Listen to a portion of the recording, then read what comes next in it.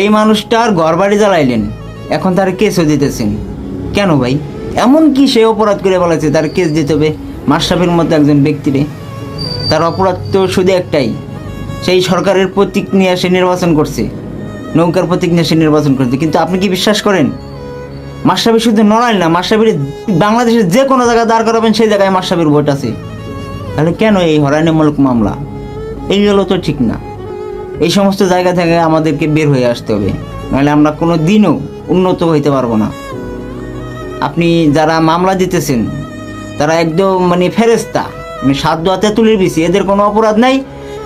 এখন মাশরাফির মানে বিভিন্ন প্রকার দোষ বাইর করে তারা মামলা দিতেছেন, তারা হয়রানি করতেছেন কেন? যারা সম্মানিত ব্যক্তি তাদেরকে সম্মান দেন। ভুল তো মানুষের থাকবেই।